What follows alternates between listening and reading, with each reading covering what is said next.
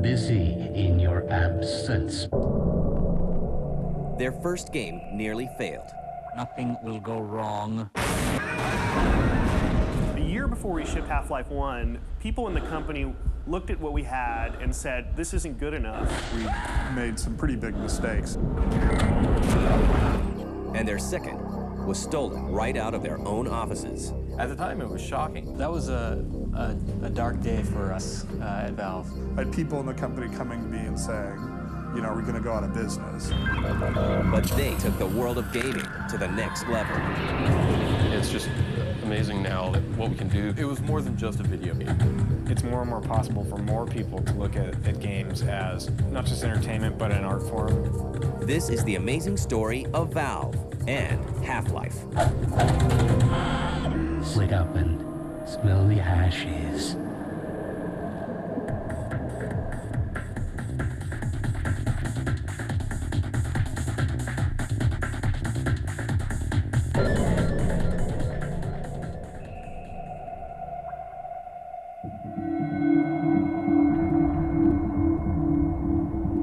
In 1996, a software developer at Microsoft named Gabe Newell is struck with a new idea. I got to know the guys at id, and the more I thought about what they were doing and the successes they were having with their distribution models as well as their technology, the more it seemed to me that that would be a lot more fun than working on operating systems. Gabe isn't the only person at Microsoft thinking about getting into gaming. Mike Harrington and myself met while we were working at Microsoft. We were both working in the operating systems group. We both worked with a guy named Michael Abrash, who's pretty famous as a game writer, and who also went over to id. Mike and I started thinking about possibly starting a game company. In 1996, Gabe Newell and Mike Harrington leave Microsoft to form Valve Software in Kirkland, Washington. Valve was really all about controlling the flow of an entertaining experience, having your hand on that knob, deciding when to turn it up, turn it down. That was a compelling metaphor. We signed the LLC agreement the same day that I got married. I was standing there all dressed up to go off and do my wedding vows, and Mike is frantically shoving papers under my pen so that we can get that taken care of. It certainly makes it easier to remember the company's anniversary and my wedding anniversary since they're on the same day. It was a novice game company and guys from Microsoft who worked with games and worked with software, but not put together a game project. Michael Abrash was one of the first people we contacted and said, you know, can you give us advice? Michael Abrash was like, rather than going off and doing your own engine, you should come down to Texas and see what John Carmack and he were working on. Mike and Gabe and a couple other people went down to Texas. They had the code on a CD on the plane on the way home. They were just convinced this was the way to go. Valve has an engine. Now they need to figure out what to do with it. We were originally working on two projects simultaneously. One was a first-person action game. The other one was Prospero, which is a very different game. It was much more of a fantasy epic. That when we had played Doom, there seemed to be sort of two directions. One was this sense of very fast-paced, sort of a blaster, being in a shooting gallery. But Mike and I weren't as good as a lot of the people playing, so our sense of Doom was much more like, this is a really scary place, this is a very dangerous place. We're not in a shooting gallery, we're a target in a shooting gallery. And it was that sense of being in this world that we thought was really interesting. Valve ultimately decides to do a first-person shooter called Half-Life. Good morning, and welcome to the Black Mesa Transit System. Half-Life 1 started with something which was sort of revolutionary at the time, which was we started you off in an ordinary day at work with no weapons and no sense of peril. You were just a scientist named Gordon Freeman. Morning, Mr. Freeman. Looks like you're running late. It was showing up for a day at work at the Black Mesa research facilities. Weren't you supposed to be in the test chamber half an hour ago? Procedures today, Gordon. You started the day involved in an experiment that went badly wrong. Oh, hell literally broke loose. All of a sudden, from mild-mannered scientist, you become a crowbar-wielding savior of the universe. It's a perfect sort of story setup for what then becomes a fight for survival. Really, it was just the momentum of Half-Life that caused the production of Prospero to stop. It's not long before Valve realizes the pieces of Half-Life aren't fitting together. About a year before we shipped Half-Life 1, people in the company looked at what we had and said, this isn't good enough. We looked at what we had accomplished so far and realized that we made some pretty big mistakes in terms of how we were going to achieve these effects. So we seemed to, at that point, be at a juncture. The team must decide to either ship the game as it is or to throw out everything and start fresh. Oh my God, we're doomed!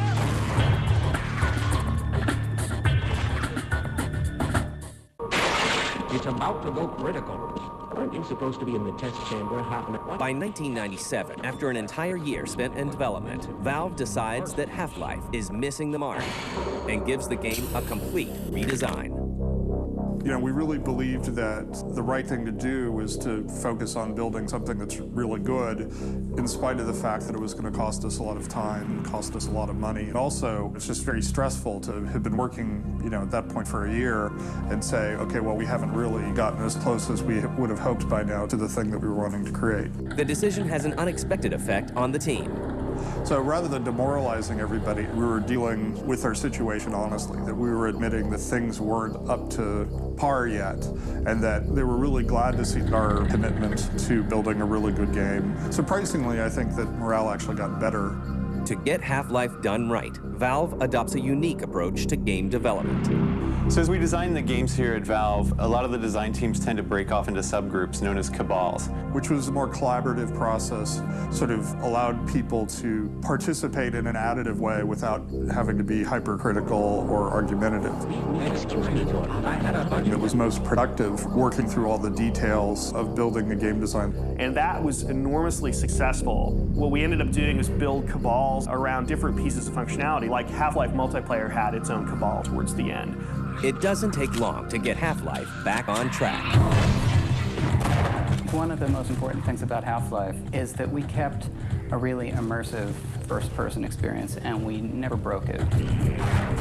We had talked about going away to a third-person camera at times, and we decided that was a bad idea, that we wanted to keep the pressure on for the whole time, so that you're in this character, and these things are happening to you, and we don't let the pressure up. In creating the character of Gordon Freeman, we wanted to do someone who was quite a bit apart from the typical action game hero. We wanted to do a character who was really transparent and everyman, not your typical action hero. We decided that we wanted to do something that hadn't really been done in a first-person shooter. You're alive. Thank God for that hazard suit. And have these characters that were allies that made it more fun to move through the game with. Lead the way. We'd done the scientists and Barney who would talk to you. Let's get the hell out of here. Follow you, and they had some behavior. They would reveal bits of the story as you went through the levels. Don't count on Captain finding us down here. Aim for the surface. You know, we were really excited at that point that we had made, you know, a character whose mouth could move while they were playing. Destroy the damn thing before it grows any larger. That ended up being a really good assumption to make. People talk a lot about how much they loved Barney and would drag several Barneys through the game with them and really protect them and not let them get killed. The different thing that Valve did with AI was really just the amount of attention we paid to it. Soon, the gaming world starts paying attention to this new first-person shooter. In 1997, when we went to our first E3, we were off the main hall. Initially, people weren't very aware of us, and then the word of mouth started to pick up. Gotten a lot of support and ended up winning, you know, the best action game of the show. Valve finally releases Half-Life in November 1998, and it takes the industry by storm. It was more than just a video game. It actually was almost like a movie in the way that it played out. Valve was able to do something that had never really been done before with a video game. It mixed science fiction and horror in this really boiled down, intense way. We weren't really expecting anything like the kind of response we got after it was released. Half-Life is named Game of the Year by 50 different publications. It makes $22 million in sales in its first year, and will go on to sell 8 million copies worldwide. bringing in more than $100 million. 2 best-selling expansion packs are also released for the game. A large part of Half-Life's success is also due to user-created modifications, such as Counter-Strike. The mod phenomenon with Half-Life was a major boon to the entire PC industry. The mod community kept Half-Life at the top of the sales charts for years. No! Get it off me! Get it up! I was really interested in the whole theme of military warfare and terrorism and counter-terrorist units. To me, that just made sense to make a game out of that. As Counter-Strike got more and more popular, by about the 4th or 5th beta, we had surpassed Valve's games in terms of player numbers. Counter-Strike will go on to become the most played online game in America. Meanwhile, plans for Half-Life 2 start up right away. Rise and shine, Mr. Rise and shine.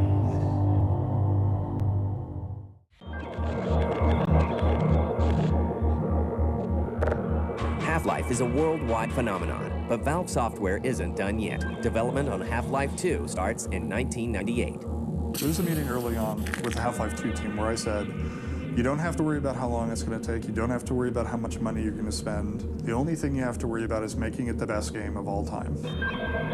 Here in the art war room, as we call it, the artists went out on location to find a lot of references for Half-Life 2. Half-Life 2 will take full advantage of all the latest technological innovations. In Half-Life 2, the technologies in the source engine really grew out of our desire to create these things when we were working on Half-Life. And we've really gotten to a point now where we can do pretty much whatever we want to with animation, with modeling, so that the shortcomings that people were working in the game industry before aren't acceptable anymore. So we're having to hire a lot of people from the film industry. It's just amazing now that what we can do. We can have scenes where people animate and respond. Don't drink the water. They put something in it. The player can be any location in the room and the characters will still play out their scene and animate toward him, gesture at the player, look at the player, follow him. Cover me, Gordon! All the time while revealing this of the story. This is how it always starts. First the building, then the whole block. We found that we needed to really make much stronger demands on our voice actors and go to some traditional Hollywood actors to get the level of acting that we wanted to have. Are you sure you don't want me to swap out the polarizer? When we started to get these great animators working on the game, we realized how much farther we could bring our acting. The inspiration for our facial animation system was the work of Dr. Paul Ekman. He's a researcher that came up with a catalog of facial movements and the expressions. So we went to his system and came up with a set of 34 different facial muscle groups that we modeled on all of our characters that can then be animated and so that you get very realistic facial expressions and the face is always in motion. The differences between animating for film and for games is mainly in games, you don't have close-ups and such like that. What a director does when they're blocking out a movie, they're like, this actor needs to move here and deliver this line and look at this other actor. Which in film, you know exactly, what angle you're animating for. And in games, you have no idea, especially in Half-Life 2. It's all an interactive experience. We don't go to cutscenes or anything like that. Our camera is constantly moving because it's the player. It's to get the player to have an emotional reaction. These characters are really like acting out a scene. So all our animations, gestures and movements need to be more broad so that it can read from almost any angle. The same amount of detail that goes into creating the character models also goes into creating the characters' personalities. We found that players really got emotionally attached to our characters, and so we made a huge investment in character acting. Remember when we thought Black Mesa was as bad as it could get? We had to come up with very solid personalities and characterizations for the characters so we could stay with that. I can't take it anymore. We created character profiles for all of the major characters and went through a deep series of questions like about their heritage, where they're born, what their parents were like, their religion, sexual preferences, etc. We'd go through this litany of questions so that we'd really get a pretty good feel for who the character was. And then we tried to find the face that worked with that, and then it really gave us a great grounding for casting the voice because we really knew who the person was.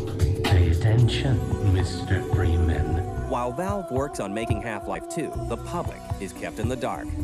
So we kept waiting until they finally were able to show something, showed some technology of what they were working on. It's not until E3 2003 that Half-Life is finally revealed to the world. The reaction we got when we first showed Half-Life 2 at E3 was tremendous. Right off the bat, it was like, whoa, wow, look at that. People instantly start planning the upgrade of their PCs. It was just great for the whole team to know how much the audience out there was waiting for this game and how excited they were with just the pieces that we showed. When we initially announced the game, we also were pretty bold about announcing a release date. Gabe Newell walked into the room, sits down and said, Half-Life 2 is coming out on September 30th. Really? Is it? No, say it ain't so. And we also said, surprise, you haven't heard about it until now, and you're going to be able to be playing it in just a few months. Well, as it turns out, it wasn't so, and a year later, it's just about heading out. I'd like to thank you all for coming, and when the game's out, I hope you enjoy it. The anticipation for that one game is just absolutely incredible. Half-Life 2 is a huge hit at E3, and Valve is riding high. But in just a few months, everything will come crashing down.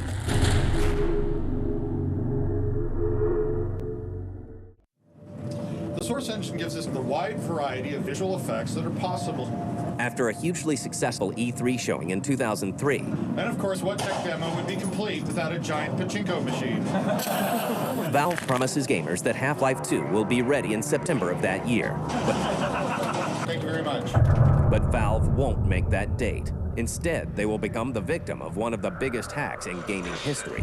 One of the biggest challenges we've had in developing Half-Life 2 was the theft and release of the source code of the game on the internet. Somehow, a hacker was able to set up some sort of code recording software on Valve's machines and was able to actually steal the Half-Life 2 source code and then distribute it across the internet.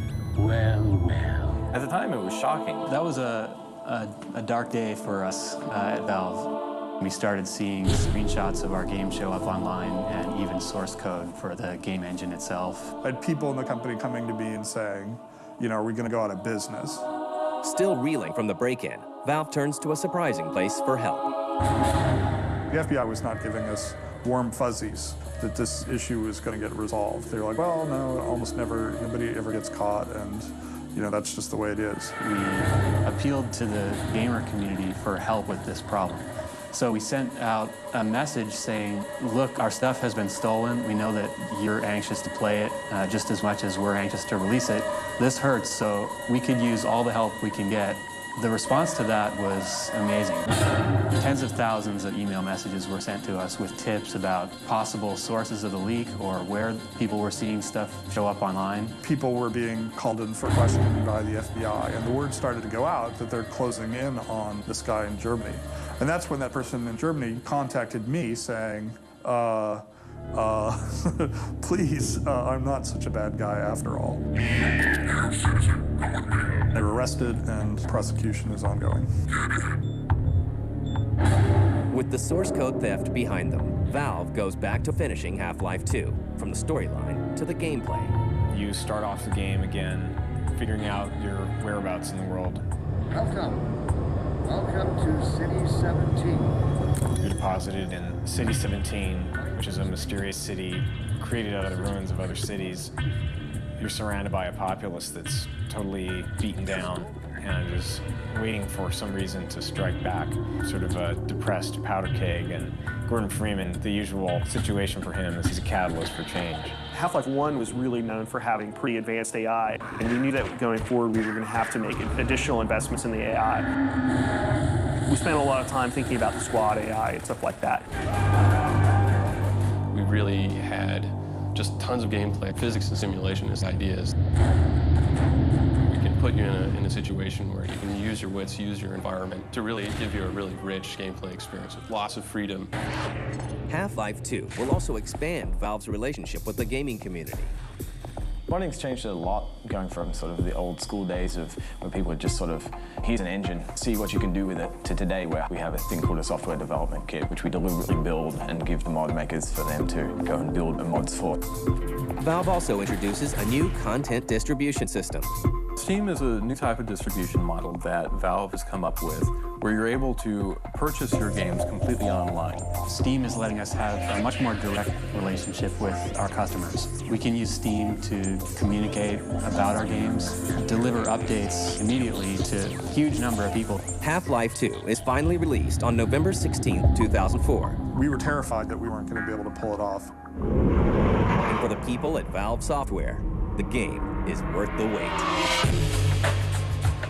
10 years from now, people look back at Valve and see a company that really genuinely cared about the games and the people who play games. They didn't cut corners, and yeah, they may have never shipped on time, but they at least lived up to its responsibilities to moving things forward. When people evaluate Half-Life 2, they'll be able to look at it as not just entertainment, but an art form in the way that comic books and movies and books have come into their own as art forms, as well as being entertaining. That's all for now.